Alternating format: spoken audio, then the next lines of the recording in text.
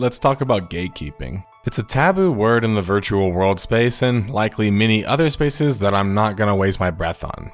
But why is that, and what does gatekeeping even mean in a gaming context? And if it does, in fact, have an impact, what is that impact, and is it a positive one largely? I will explain all of this in this editorial, as well as make the case that gatekeeping is largely a positive thing for the industry, including gatekeeping your community as a developer or a creator of art. Well, detectives, there's no mystery to be solved necessarily, but nonetheless, let me elucidate here for you. What is gatekeeping? We should probably start there, no? According to the Urban Dictionary, since this is an informal term, gatekeeping is when someone takes it upon themselves to decide who does or does not have access or rights to a community or identity. Well, that kind of sounds lame, right? Even the example used is, I love punk bands like Green Day, and then someone replies, they're not even punk. They totally sold out. Well, of course Green Day is still punk, even if they alter their style to be a bit more popular, right? It's in their DNA. But gatekeeping is about making sure things look like they have always looked, in some ways too, the more negative side of things. The idea is that if Green Day shifted enough, they could perhaps become something other than punk, which is actually a fairly realistic expectation. I mean, let's take Def Leppard, another band instead, for example. Def Leppard went from being a hair metal band to a pop rock romance band, with their early albums being almost unrecognizable in hindsight. Now, I personally enjoy all of the early albums, including the romance ones like Pyromania and Hysteria, but it did lead to a big exodus of their core fans in favor of broader appeal, which definitely worked in their case, as they're one of the best-selling bands in the 80s. So, draw your conclusions from this analogy to the world of virtual worlds, and you'll find a ton of similarities, though part being related to the blockbuster effect, where one piece of art comes in and just blows the scene up so much that the expectations from that point on become sky high. Pyromania was that for Def Leppard, and then Hysteria, and EverQuest, and then World of Warcraft was that for virtual worlds. In video gaming, it's not viewed any more positively, gatekeeping that is, with articles like this one finding no positives in it as a concept and claiming that gatekeeping is a toxic practice that excludes people from communities. This IGN article, on the other hand, at least acknowledges the onus and explains why people have the feeling to gatekeep at the very least. But it still ends the article with the pretty samey conclusions like how gaming should be more inclusive and etc., which is hard to disagree with, but it actually doesn't really acknowledge what gatekeeping is in its entirety. Because like most concepts, it's not just a negative thing, nor an emotionally filled one. If there wasn't a utility or reason to gatekeep, why does stolen valor finders even exist? Is the idea that gatekeeping only exists for emotional reasons? Then why are people willing to commit fraud to bypass gatekeeping altogether? Because when you're a part of a certain community, you're treated differently. In that instance, gatekeeping is more about learning and expertise or having time spent training into that community. But nonetheless, it is a form of gatekeeping. The I am a true fan kind of comments, or if you were really a fan of X, as an example. Differing levels of fandom exist, but gatekeepers see it necessary to protect their favorite art or artists, misguidingly or not. Sometimes also spooking potential supporters in the process. How does gatekeeping turn afoul? Well, I feel it's easier to focus on that part first, since mostly everyone else does.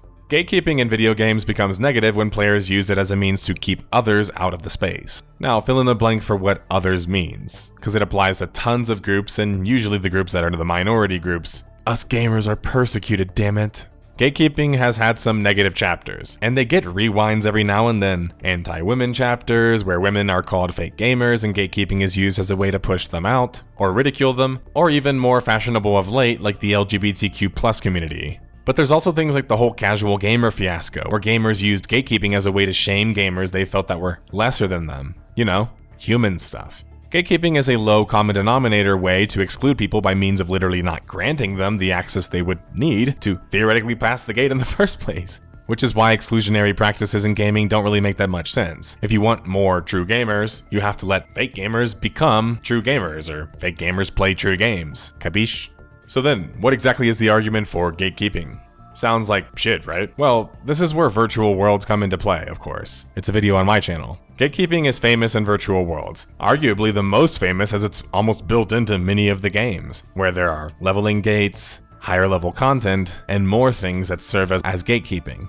But I actually think that the lack of gatekeeping of late is a large reason why the industry is in such a mess in modern times. And here's why. Let's go back to RPGs. Yeah, I'm going that far back. To pen and paper, not video games as we know them, but Dungeons and Dragons as it was first designed in 1974. This would be translated digitally as far back as 1978, into what would become known as MUD 1, made famous by Roy Trubshaw and Richard Bartle. MUDs might have started as text-based, but they would eventually evolve into graphics, becoming graphical MUDs by the early 90s.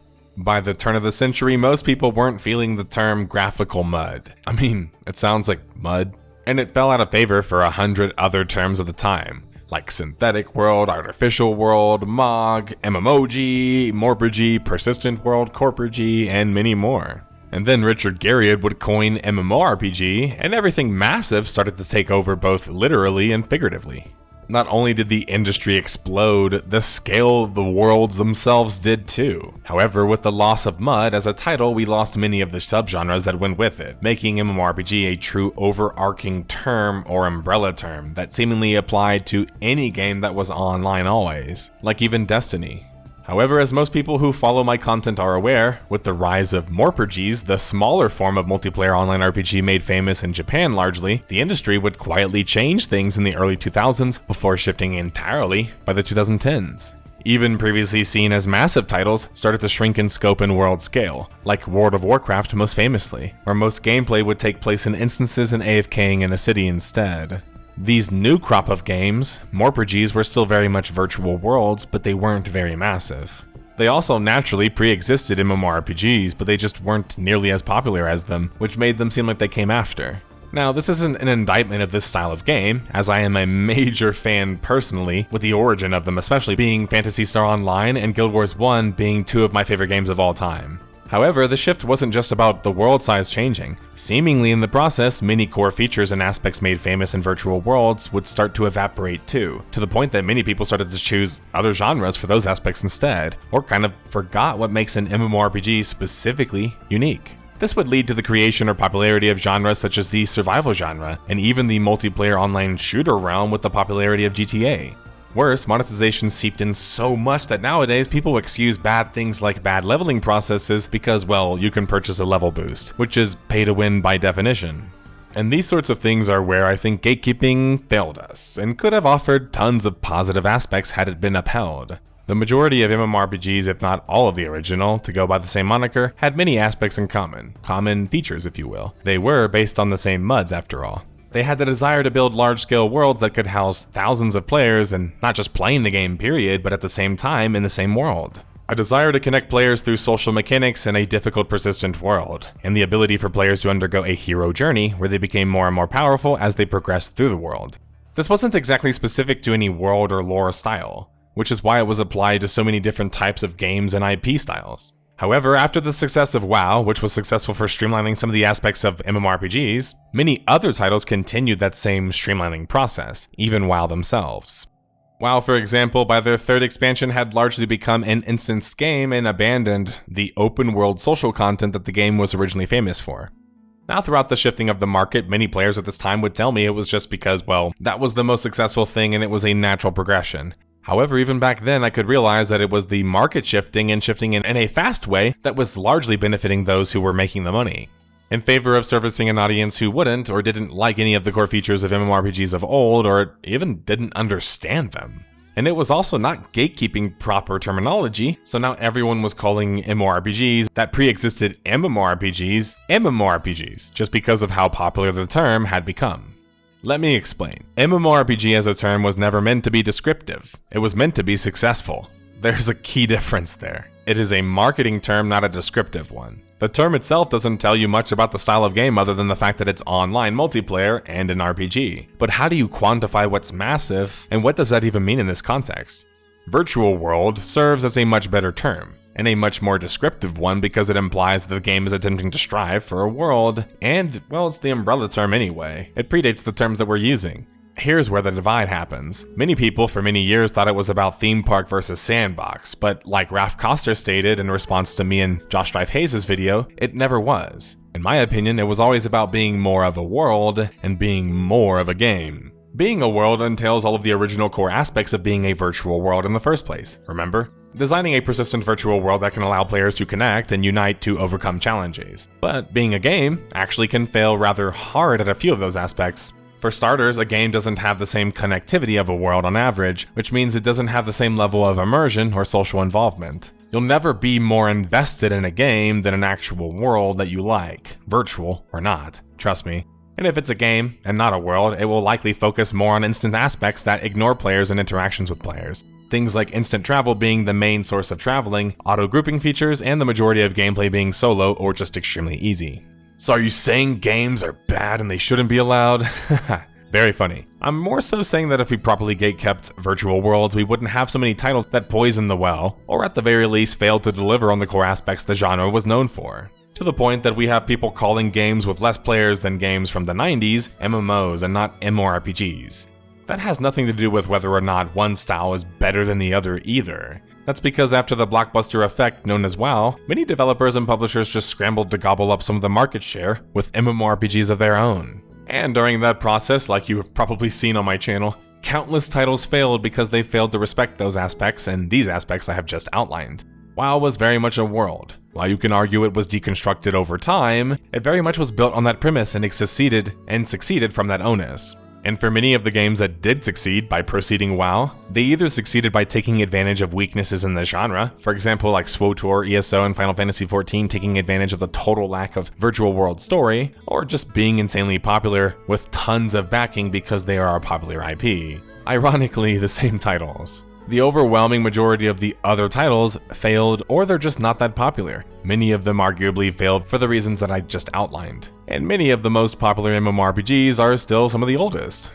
What happened is the lines got blurred and outside developers and entities wanted to cash in. They came in and focused on the easiest aspects of virtual worlds and foregoed most of the social and massive aspects. This wouldn't be a problem, in the big scheme of things, if it didn't create what I like to describe as a bit of a fox audience, or faux audience. An audience who would complain when playing most MMORPGs, let alone games. Yep, this is an elaborate video to justify me gatekeeping. No, but seriously, hear me out. When action combat became more popular, and MMO FPS and RTS started to become kind of like a thing, on top of publishers just following the money, other audiences started to be attracted to the virtual world space by proxy. But many of these fans weren't interested in the same things that MMORPG fans were, which created a bit of a counter movement to make things easier to access and much easier to play. And this weird situation where suddenly you have a mass influx of players complaining about classic MMORPG features and concepts that existed from the very beginning of time. Worse, many of the sacred aspects of being an MMORPG or virtual world were forgotten and replaced for more modern features where developers and players would flip the concept of the hero's journey on its head or not even require you to socialize until the end of the game. For example, the leveling process in the majority of virtual worlds now is nearly non-existent and extremely trivial, especially the MMORPG variant. A nearly non-existent leveling process means that you can't really immerse the players into your world fast enough or good enough at the same rate that they gain the power that they're gaining, which causes an issue with the immersion. And you can't teach them effectively to have them ready for playing with other players when the majority of their content up to that point is not only easy, it's solo. For many years, people would push back on me on this topic, yet recently Yoshi P would admit he might have made his game a bit too easy, in part listening to the mass amount of feedback that made every class in the game easier and the majority of the game easier. And for those wondering why, that's because in Japan, due to the cultural reasons largely, they have an insanely higher clear rate on challenging content in Final Fantasy XIV compared to the West. Like, I'm talking not even close to how many players they have playing, we're talking like 7x, 10x more. That's because contrary to past online Final Fantasy games and every Final Fantasy game in existence, leveling is actually a huge part of these games. Grinding even. Meanwhile in Final Fantasy XIV, it's not even a tutorial. It doesn't do much of anything to get you properly ready for content, and it's incredibly lonely for a virtual world. Yoshi P seems to, in this article and interview, to think that perhaps more of a deliberately challenging design meant to, gatekeep some players until they can actually overcome that challenge was the way to go. And, of course, I agree. So we lost the glorious leveling process in virtual worlds, one of my favorite aspects in the genre, in favor of a rush to the endgame, where all the content and fun supposedly is. I miss when leveling meant progressively more challenging aspects would occur and make you have to overcome them with your new tools. Now, players love to argue that's, well, because if it was challenging enough, some players would quit. And guess what? That's true. Which is why once you learn about game design, you learn that gatekeeping is actually necessary to preserve the core of the game, and that not all games are made for everyone. Not the good ones, at least. I mean, take Minecraft for example. It might be played by all age groups, but Notch wanted to create essentially a simulation game that could be played in an open-ended fashion that had procedurally generated content, or in the context of a virtual world, emergent content. Nothing in the origin of Minecraft states that it was supposed to be made for children or for even all people. It just so happened to be such a good game that it hit on classic human elements and blew up and attracted players of all kinds. On top of this, Minecraft is actually rather difficult of a game, and hardcore depending on which version you play especially, including even on PvP servers where there's like permadeath and you can steal people's stuff. It should be mentioned these are the biggest and most popular of the servers. It should also be mentioned that the game launched without multiplayer. Oh, and you might be wondering why the hell am I mentioning Notch in Minecraft? Well, that's because Notch's first game was none other than Worm Online, a virtual world, and you've never heard him call Minecraft an MMO. And yet he designed a game that basically highlighted many of the aspects that MMOs were missing of the time and made that a direct slice of a game into what many people describe as the survival game genre. Now, we will talk about survival games later though. Let's go back to Japan right now. Why hasn't From Software relented to the complaining about them gatekeeping their own game? Yeah, that's how absurd the discourse is around that. Players are passively aggressively telling the developers who built their game and experience around the difficulty that they placed it at to change it because, well, it's hard. So then how did the game almost sell 30 million copies? And then why did the MMORPG market relent? Well, because we wanted more players paying sub fees and making more money. Having various ranges of difficulty modes would split the world up into more experiences that wouldn't help with immersion because you're not playing the same thing, but they could be helpful at giving a larger range of players the chance to even play the game. The issue is, which applies to nearly all of the current virtual worlds, is it does fuck all to prepare players for the higher level content. If the only way you as a player can learn is just by getting rocked on harder difficulties, you statistically just aren't going to attempt it. Which is why clear rates at the highest levels are so low. If Square Enix, for example, wanted better players, they would have to make the earlier game more challenging, before the hard modes are introduced, and design it in a way to teach players for the future more challenging content to come. Handholding only takes you so far and has no place past the tutorial zone in my opinion. But if you don't gatekeep that, you get Final Fantasy XIV, the worst skilled player base in virtual world history. And a situation where Yoshi Peak now can't really even add more challenging base content without facing massive backlash.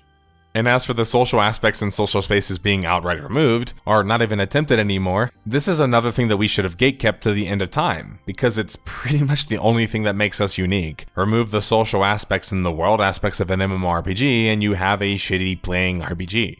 Emergent gameplay is the golden snitch in many genres, but none more than the virtual world genre where emergent gameplay could partake between real-life players even, where quality systems could produce theoretically infinite possibilities, like how UO is still played today, or how Star Wars Galaxies and City of Heroes still have popular private servers that are bigger than some official servers. But this goal is a lofty one, and one that not even the super-powered EQ Next project could satisfy, even as it was their main tagline. And many more projects would fail at such. But virtual worlds without this emergent gameplay, the same gameplay that exists essentially in our real life, are just sort of games, and very often not very good ones. It's like in my PlanetSide 1 video, when people in the review section were comparing it to Wolfenstein, except why would you compare it to Wolfenstein? Because it would get slaughtered by comparing it to Wolfenstein. Or think about SWTOR, my favorite virtual world story. Is the story better than KOTOR 1 or 2? I just don't really think that it's possible given the medium and container that it was placed in, like the hero engine. And if so, at the very least, you put SWTOR in the same format as KOTOR 1 or 2, like KOTOR 3, and I think that the story only improves. I mean, you can play the 1 to 50 story without ever encountering or playing with another player, like I did on multiple of my accounts. What about gameplay? Which MMO would outshine Elden Ring or Horizon in terms of the action, gameplay, and interactivity? Do you see my point? You remove the social aspects, including the socialization and social hierarchies and social clubs or guilds and the desire for emergent gameplay and interactions, and you remove the essence of many virtual worlds, if not all of them. And without this, you just kind of have like mediocre games.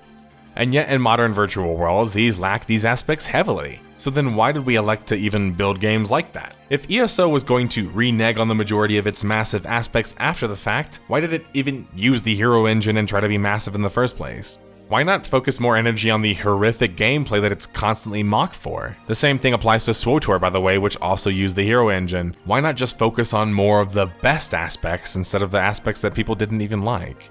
Well, it makes all the logical sense in the world to do that, and that's what Japan's doing to great success right now. It also doesn't make logical sense for virtual worlds to lose their social identities though, when that's all that makes them unique.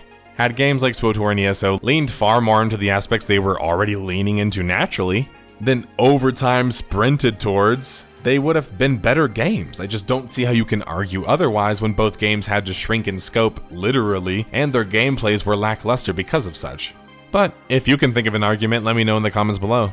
Speaking of other genres, they would copy many of the famous aspects of virtual worlds, such as the starter zones, chat systems, team systems, progression systems, daily questing, and much more. Now I mention this in case people want to say, well, maybe none of those aspects were good and they just got replaced. But then why did all the other genres start copying them and find great success?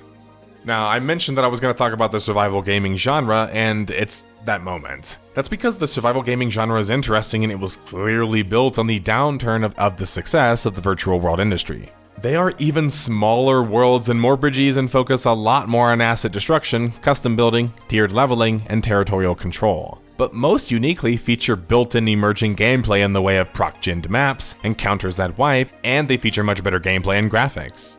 And they're not just PvP games either. Survival games even exist for PvE-focused players like Minecraft, Ark, with both of these games also even having PvE modes. With a dozen other dinosaur and zombie examples, by the way.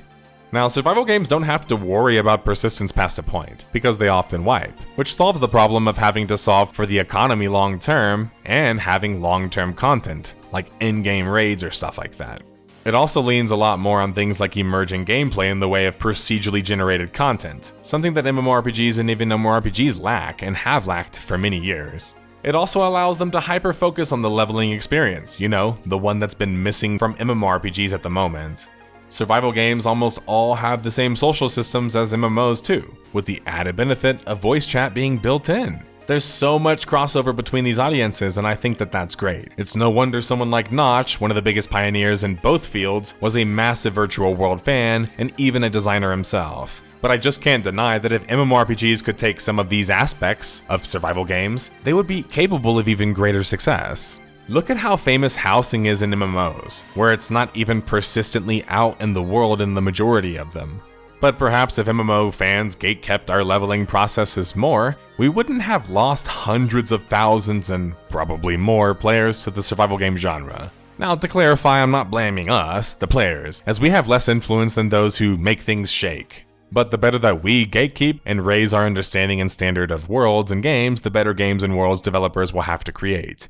Now tell your favorite developers that you want a good leveling experience in your game, not one that you buy a leveling boost through, because it should be expected. Like when you buy a good pizza, you expect good cheese. Expectations and standards are good. Gatekeeping is good. Detectives good. Me good. You see how gatekeeping can actually help matters? If a player comes into an MMO and states, how come this boss is hard, and people respond with tips, and that player is still flustered or unwilling to proceed, well, they're probably not best suited for that game. And that's okay. The only person who wants to force that interaction to be a good outcome against the other people's will, even if it ruins the homeostasis of the group, is the person that's profiting from it, and sometimes those that have bad social habits supported by such features. But these moneymakers don't want to lose a potential player, even if the experience made the other players more happy and more committed to the game. Because in their eyes, more players equals more money, not bigger whales equals more money, which just isn't true. In the long-term market, the bigger whales always make more money. But if you aren't willing to take a stand in your game development, you won't have much of a foundation by the end of things. Look at how much WoW has changed, so much so that it ignited a massive classic movement. Your player base, especially if they are a faux player base, who doesn't even enjoy the core aspects of an MMORPG or RPG, are going to lead you astray, or, less dramatically, towards something less massive or RPG-like. And I've seen countless devs misled by their own audiences into thinking that they can cheat their way to success just by relenting on important aspects of game design, because it's convenient. I mean, sure, it works for a time, but Classic WoW has more players than most modern MMOs by largely not relenting to design change requests. And there's a massive desire to play classic virtual worlds for this reason, because they're uncompromising, and a world past a point has to be that way. Think of our world. Whether we want to or not, we have persistent dangers that we have to be cognizant of, even if sometimes they can seem trivial. They are only trivial because our world has been running for many thousands of years like a video game server, and we got good at surviving, and thus playing the game. The bad exists, from moments that make the good that much better, as some would say. Sure, we always won games, online and offline, to control the environments more to make things more favorable for us as players, aka more casual friendly, and have a lower time investment. That's because video games are supposed to be fun, and we don't want to treat them like jobs. The MORPG market is perfect for this. It's literally the tagline for why Guild Wars 1 became successful and was created in the first place. But this isn't about saying which acronym is better, especially if you have a live. It's about saying that these two should be distinguished from each other, and developers should just lean into what makes each of these games uniquely special despite their similarities. So in the end, is gatekeeping a video game a bad thing? Probably largely. But is having principles that you stick by design-wise that players then gatekeep a bad thing? Absolutely not. That's just being on the same page of anything and knowing your target audience, which can't be everyone, unless you have truckloads of cash and a massive IP, and even then my channel is a graveyard of such titles and companies. It's like complaining about permadeath in D&D. It might sound absurd to any gamer who doesn't play roguelikes or survival games, but D&D has it as a core feature of the game, and people have been gatekeeping that for ages. Shit, I remember having roleplay players gatekeep me one time because I didn't have a character bio when I was playing Galaxies, and I didn't understand what IC or OOC was. And they were damn right to do so, because that gatekeeping worked, because I changed my bio so damn fast, my fingers hurt. There's nothing wrong with us as a community coming together and saying these aspects define us in the genre, especially when they and these aspects are lacking currently in the virtual world genre despite being the founding features. Knowing what kind of food you like and why is normal. Not liking when it's being made different from that or tasting different from that is also totally normal. It's your expectations. No, offline single-player games aren't MMOs. Just like jerk chicken actually requires the jerk chicken ingredients. Neither are worlds that have less players in a small Minecraft server massive. And that's okay. Just like not all virtual worlds are massive either. MMOs are about massive worlds full of conflict that connect players together for shared interests and goals and pit them against each other for the same. A genre dedicated to pushing the boundaries of technology and all things virtual, and one that has been connecting people from all over the world for well over 30 years. A third place that people of all kinds and backgrounds can gravitate to and form a new identity with. Virtual worlds we often forget are one of a kind. There's nothing like these games and the genre.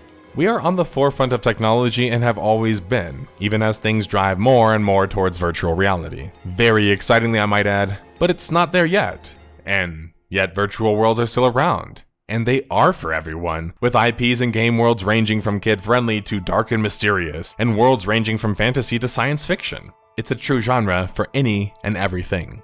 But in order for us to demand the most from the market, and the developers in the market, we as a whole can become more educated, and then use that education as a weapon to educate future developers, or make sure they're educated, to influence the future games. So we can keep making better and bigger virtual worlds and giving the correct feedback to make sure that that happens. And this isn't about saying which virtual world is better, I keep reiterating that. It's about figuring out what virtual worlds are, the massive or non-massive variant, and then choosing the best direction for your game. And at the very least, we can just keep developers honest and allow new players to understand that these core aspects you might decry, we like and love and feel they belong. Because there's plenty of room for all kinds of virtual worlds, socially focused or not. We also feel that through a boatload of evidence that they make games better, more engaging, and more impactful. They are, after all, what makes this beautiful genre so special, and why so many of these classic MMOs are still talked about today. But who knows? I could be wrong.